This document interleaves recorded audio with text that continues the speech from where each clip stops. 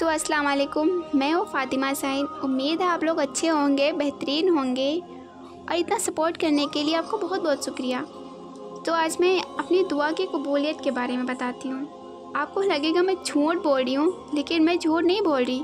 जो मैं बोलूँगी वो बिल्कुल सच है। उम्मीद है आप लोग भी उस बात को ऊपर यकीन करेंगे। मैंने जब 11 साल की थी तब मेरे दिल में कुछ दुआएं चलती रहती थी। मैं चाहती थी कैसे न कैसे वो कबूल हो जाएं, वो पूरी हो जाएं। मुझे नमाज का पढ़ने का इतना शौक़ नहीं था, मैं नमाज की पाबंद नहीं थी, मुझे इतना पता नहीं था दुआ के बारे में, लेकिन फिर भी कहीं ना कहीं मुझे यकीन था अल्लाह पर, मेरी दुआ ज़रूर कबूल होगी। मैं सभी नमाज तो नहीं पढ़ पाती थी क्योंकि स्कूल का आना जाना इसमें नमाज छूट जाती थी, लेकिन मैं जो भी नमाज़ पढ़ती थी पूरे दिल से उस नमाज में मैं दुआ करती थी, बहुत शिद्दत से मांगती थी और मुझे यकीन था ज़रूर कबूल होगी। धीरे धीरे वक्त गुजरता गया और मैं 17 साल की हो गई। अब मैं नमाज की पाबंद हो गई थी और अभी मेरी दुआ कबूल नहीं हुई थी। क्यों नहीं हुई थी ये मुझे नहीं पता था, लेकिन मुझे इंतज़ार करते करते 6 साल बीत गए थे। लेकिन मेरा तवक्कुल आज भी उतना ही मजबूत था जितना मैंने सोचा था। हर नमाज में उस दुआ को ज़रूर मांगती। फिर भी कुछ टाइम गुजर गया, दुआ कबूल नहीं हो रही थी, लेकिन मैंने अल्लाह से यकीन नहीं छोड़ा।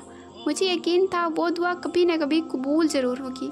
और फिर थोड़ा वक्त और गुजर गया और मैं अब 18 की हो गई। अब मेरी दुआओं का वो आखिरी पल था और अब दुआएं कबूल होने की आखिरी पड़ाव पर थी।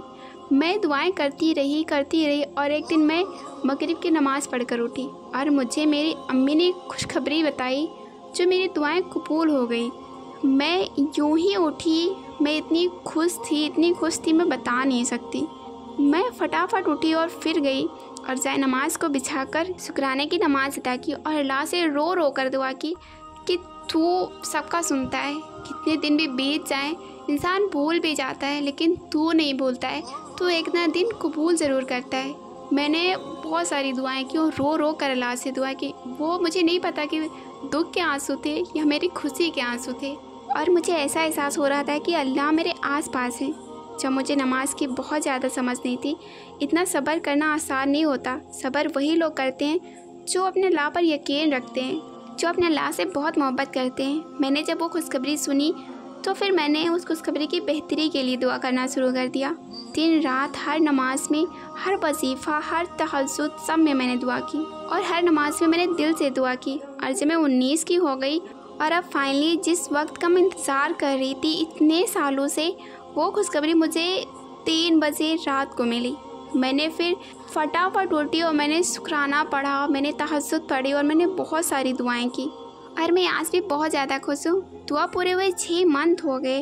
देखिए, मैं दुआ के बारे में नहीं बता सकती कि कौन सी दुआ मैंने की थी, लेकिन मैं ये अपनी स्टोरी इसलिए बताती हूँ कि तुम अपने अल्लाह पर हमेशा यकीन रखना, क्योंकि वो सही वक्त का इंतज़ार में रहता है। जैसे वो सही वक्त आता है वो आपको अता कर देता है।